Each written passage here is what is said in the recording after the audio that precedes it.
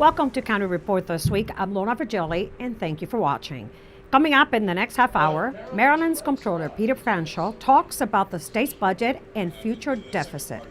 Plus, the city of Rockville continues its search for a new police chief. And later, a local middle school celebrates literacy. We'll take you there to hear some of the poems students wrote. But first, Montgomery County Executive Ike Leggett presented his final recommended operating budget for fiscal year 2019. The executive sent to County Council a $5.56 billion budget for the fiscal year that will begin on July 1st. Here are some highlights of the proposed budget. This is his final operating budget. Executive Ike Leggett sent his proposed FY19 $5.56 billion budget to County Council. With the preamble that the county must remain cautious in spending, Leggett summarized that his administration has closed $3.7 billion of budgetary gaps over 12 years in order to put the county's fiscal house in order. Clearly, we've made a significant difference in how we have organized our budgets and made a responsive response to the challenges that we face. This budget is not the easiest one that we've had. There are some challenges that continue in our midst, but look at the charts around you. You see the progress. You see how well we've managed the budgets over the years, but more importantly, it established a great foundation for the future. This budget closed a $208 million gap, expanding on expenditure reductions and assuming a property tax rate within the charter limit. For Montgomery County Public Schools, the executive proposes 100% of the Board of Education request at $2.592 billion in funding, a 3.1% increase above last year and $19 million above the maintenance of effort level. It's a very good moment for the students and families of Montgomery County, and very much appreciate Mr. Leggett's desire to see every student be successful and have real opportunities and options when they graduate from high school, and he has been a tremendous supporter of that over the years.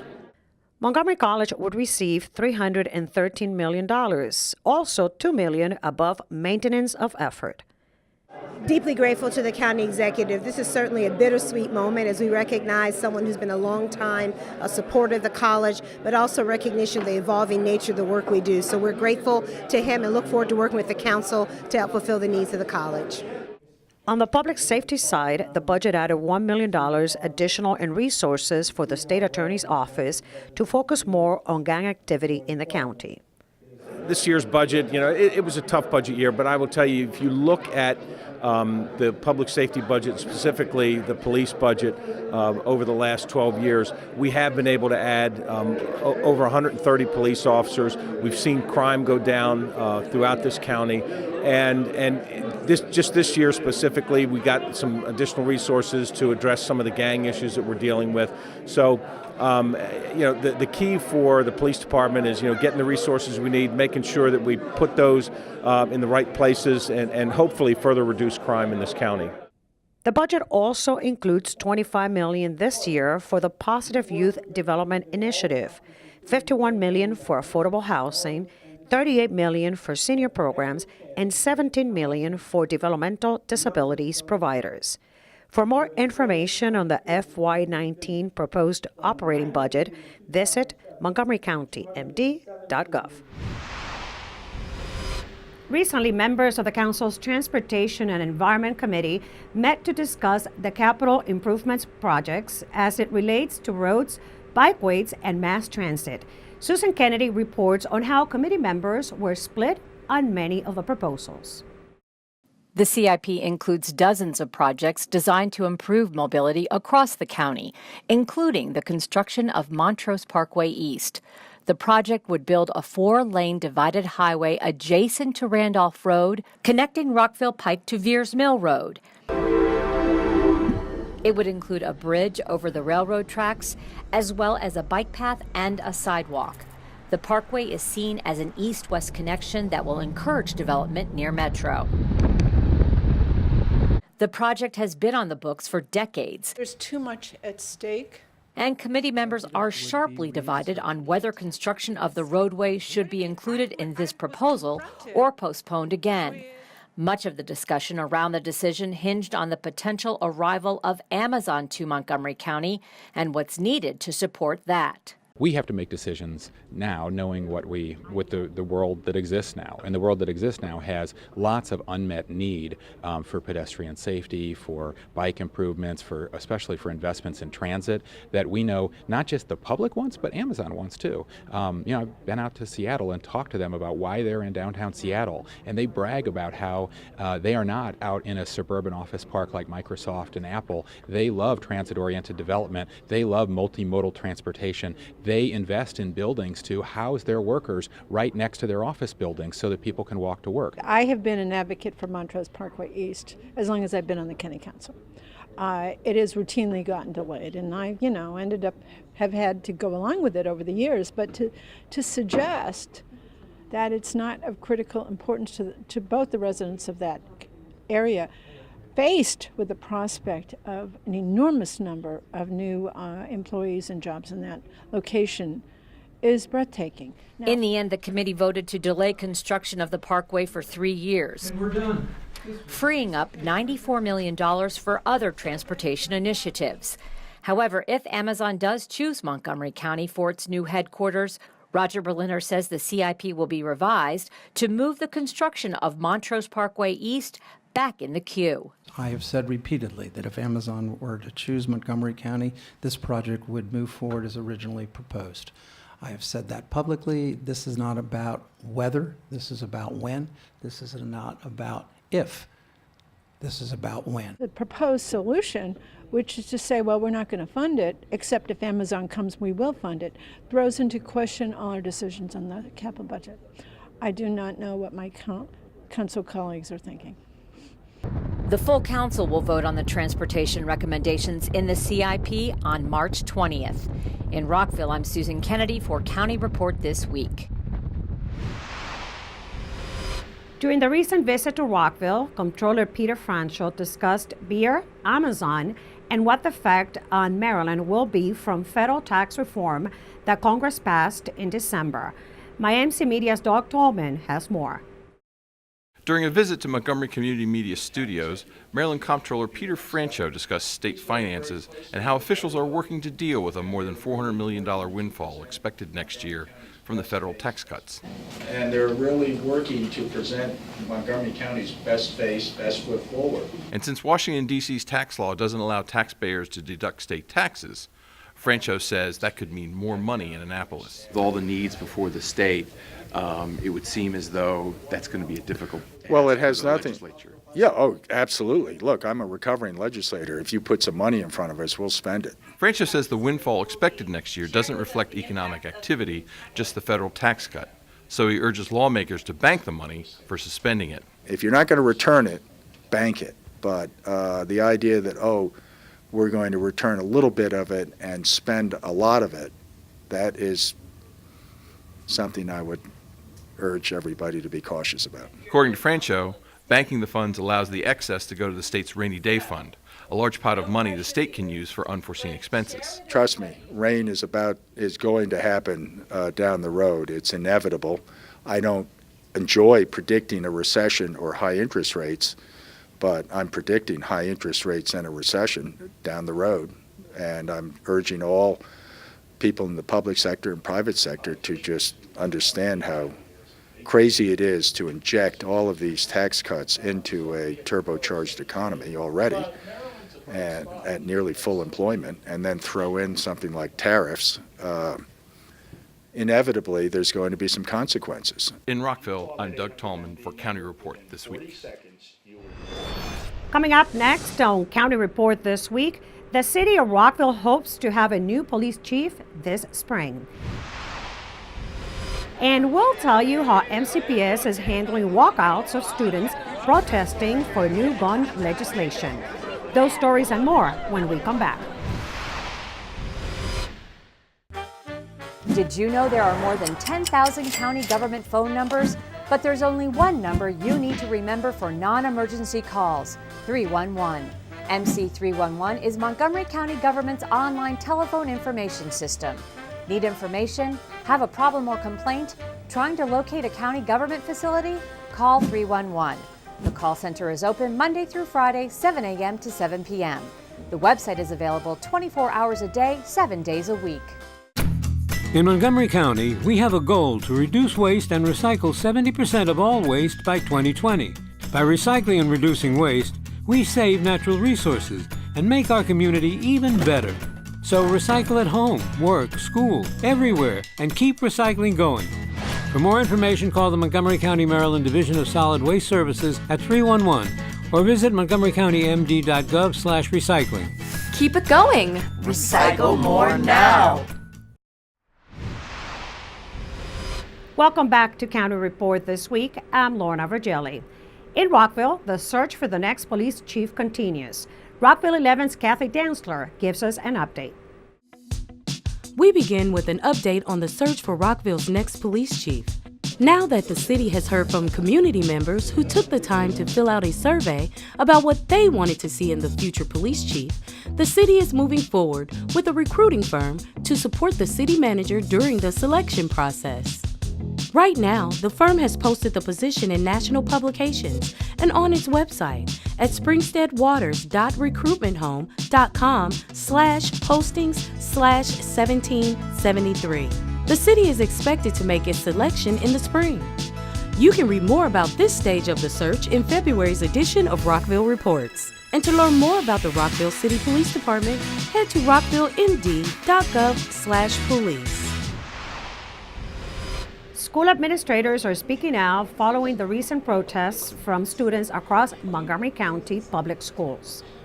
Our message to students is that we certainly understand and support their desire to advocate and to have their voices heard, especially when it comes to school safety. It's something we feel very strongly about. And so we understand and know that the tragic shooting in Parkland, Florida is weighing heavily on everyone's minds, and our students want their voices to be heard. So while we support their right to assemble, their right to protest, and encourage them to engage in the civic process, we want them to do so in a safe and supportive environment, and the only way we can guarantee that is if they stay on school campus. So we're asking all students, yes, be engaged in this process, have your voice heard, but work with your school administration to plan alternate activities where all students can participate and be a part of this process. But it's best to do so in the safety of the school building or on school campus. We're one of the Upper County schools here, so a lot of people can't make the trip as easily as people in the DCC can. So we decided to do a walkout thanks to our principal. He definitely sanctioned this and allowed this. It was really great of him, and this is way better. The fact that we can get sophomores and freshmen here who wouldn't be able to drive themselves the way the juniors and seniors could to DC really allows us to have a lot more participation more locally. I had no idea how many were going to show up. I know in the leadership class, me and a few other students came down first, and we were just waiting for everyone to come. We didn't know how many were going to show up, but I was really impressed with the turnout.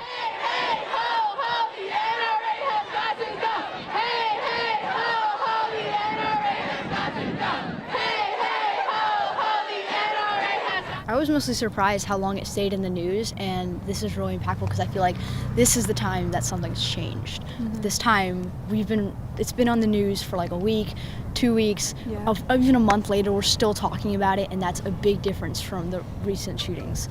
We had so many shootings throughout the year already, and it's only March right now, and we're not surprised anymore, but I'm glad that we just already started, and as students we are taking the steps to making a better place.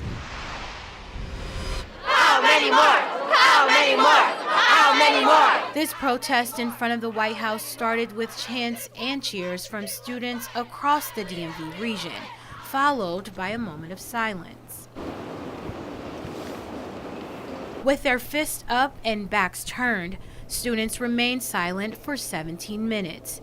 Each minute represented one of the 17 people killed during a high school shooting in Parkland, Florida. This rally marked a national day of protest where children, teens, and their supporters called on Congress to pass legislation to tighten the gun laws. I don't feel safe in my school, and I think it's every kid's right to feel safe. I hope that they see that we're trying to make our schools safer, and I hope they take some steps to allow us to do that. Following the White House, students marched to the U.S. Capitol to join lawmakers in saying enough is enough when it comes to gun violence. Needs to stop. We need to come to the table together and be able to be the change we want to see in this country. And students say their protest doesn't stop here. I'm hoping to destigmatize the ideals that millennials or our generation is lazy or really doesn't have its motivations in set. So we're going to be active whether or not you want us to be. We're going to fight for what we want because we are the change that we want to see in the world. Students will be back on the Capitol on March 24th to join the survivors from Stoneman Douglas High School in a protest to end gun violence. In Washington, D.C., I'm Mitty Hicks for County Report This Week. Montgomery County might be one of the most livable places in the country, but is it livable? This was one of the questions posed by international placemaking expert Ethan Kent. He facilitated a workshop for Montgomery planning staff and hosted a community meeting where he talked about the importance of the community helping to make great places. Our Montgomery planning crew was there to cover the story. Here is a recap. So we have Ethan Kent from Project for Public Spaces here today. He is our final speaker in the Winter Speaker Series. And Ethan's going to be talking to us about the importance of public spaces for areas like Montgomery County and how we can design, build, and manage our public spaces in a way that makes the daily lives of the residents much more pleasant and enjoyable. So Montgomery County is known for being a very livable place and known for having some of the best planning tools, one of the best planning departments in the country. The next challenge, I think, is how we engage many different partners, many departments. How do we get the community sectors, the business sector, the developers involved in shaping places as well. So, and we need more participation, but also we need more informality. It's how places are become loved, not just livable. I have been intrigued about some of the ideas that Mr. Kent has already shared with our staff. He did an afternoon staff training with many of the people from both our planning and our parks department. And one of the things that he said is it's really important for communities to be not just livable, but lovable. And I really, really thought that was a powerful statement, that we want to create places that aren't just beautiful and attractive, but are actually true places where people want to be. We are constantly doing master planning and visioning and trying to manage the tremendous change that is happening in our county, but we want to also make sure that while that change is occurring, that our public realm, the public spaces where the community comes together, is actually being designed and built in a way that sort of meets the needs and desires of the county residents. Coming up next on County Report This Week, we'll see how art and science are being intertwined at Montgomery College in a new exhibit. And it was all about the power of the written word. We take you to a poetry recital at Briggs Cheney Middle School. Stay tuned, we'll be right back. Mark your calendars. The Montgomery County Green Fest is coming up and you don't want to miss it. Green Fest promises to be a fun-filled day of entertainment, community, and learning. Enjoy live music and fun and games for kids, learn how to green your home and neighborhood, attend a DIY workshop, and explore exhibitor booths. Green Fest has activities for all ages and interests. Make sure you stop by and explore your path to a greener life.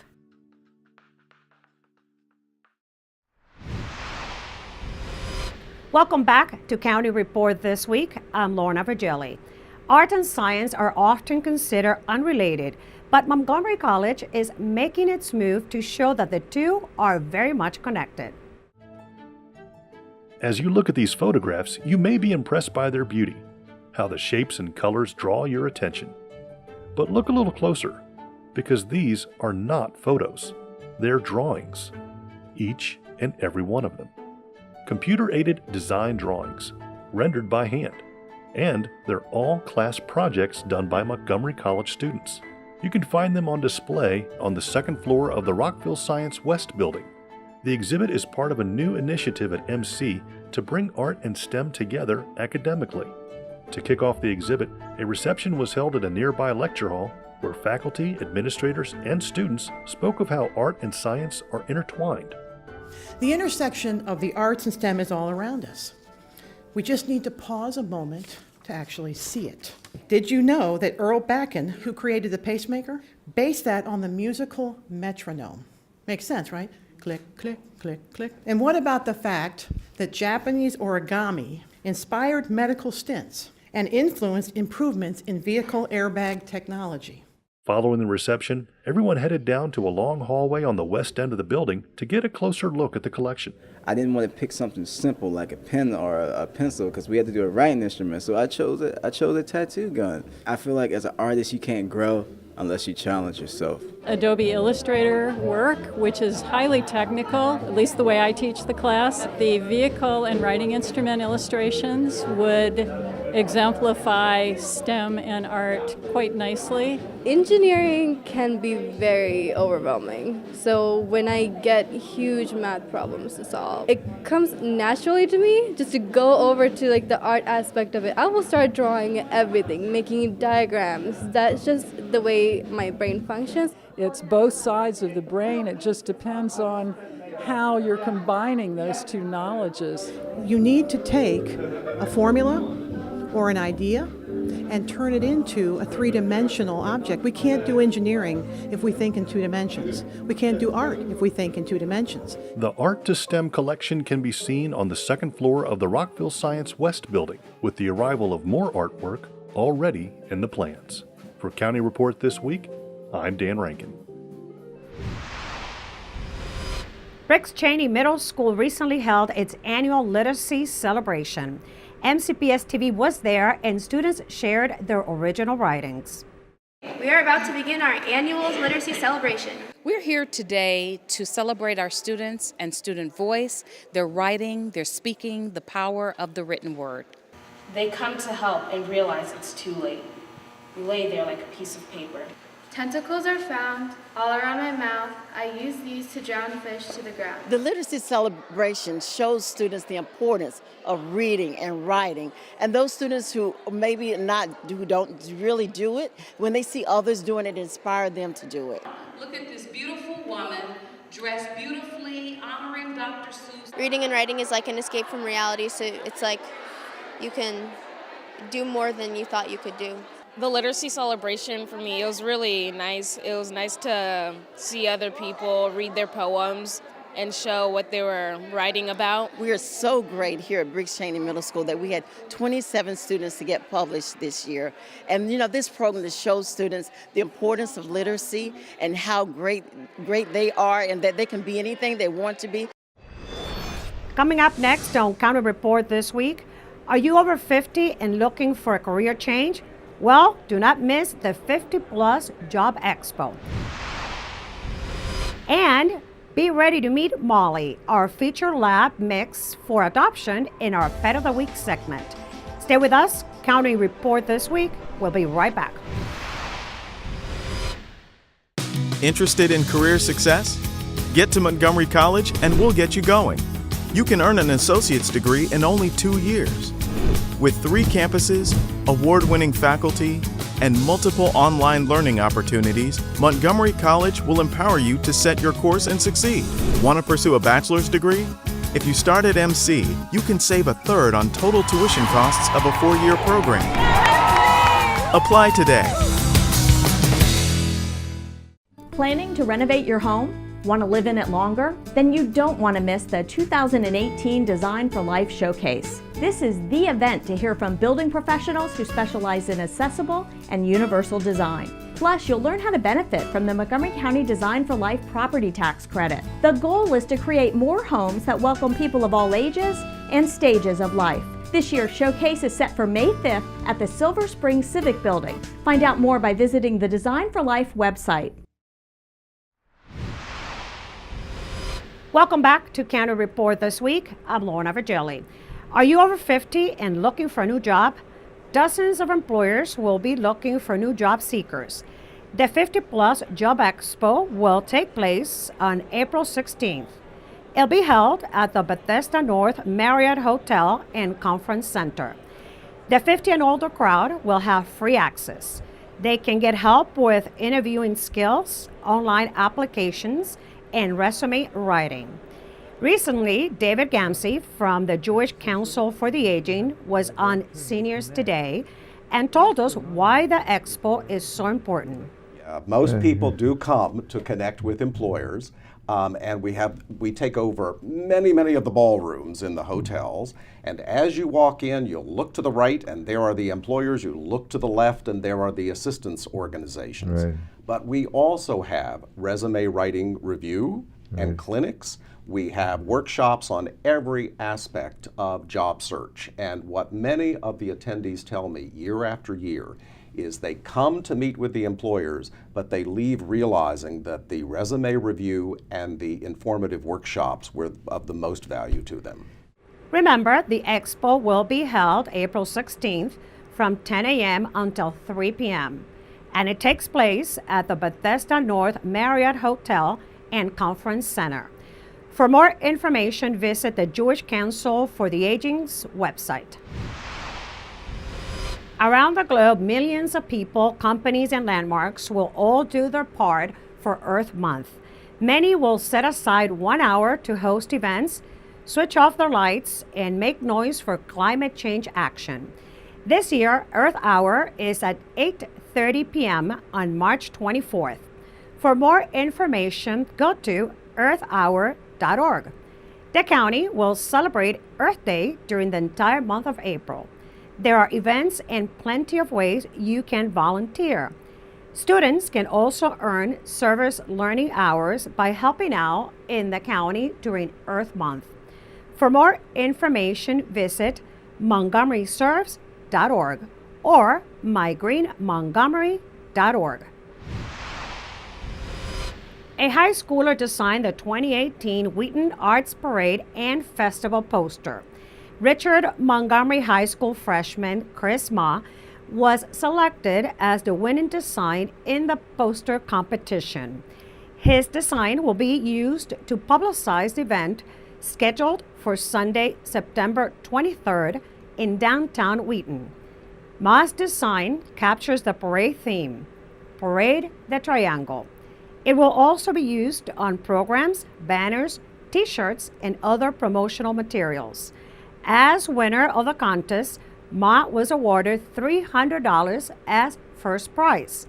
His design was selected from among 40 entries by a committee of local artists. Now it's time to meet our pet of the week. This week, we introduce you to Molly. She's an adorable and sweet lab mix, and she's about 7 years old. She's a little shy at first, but loves to play once she's had a chance to warm up to new people. She likes cuddling and giving kisses and would do best in a home with no other pets. Please call the Montgomery County Animal Services and Adoption Center at 240-773-5900 or visit Molly on the web at montgomerycountymd.gov/ASD. And with that, we close this edition of County Report this week. Remember to like us on Facebook and to join us again at this time every week for a look at what's going on inside Montgomery County. We leave you today with images of the beautiful Ovid Hazen Wells Carousel, which was built in 1915. From the 60s until 1981, the carousel was operated on the mall in Washington, D.C., when it was acquired by the Maryland National Capital Park and Planning Commission and relocated to Wheaton Regional Park. I'm Lorna Virgili, and thank you for watching.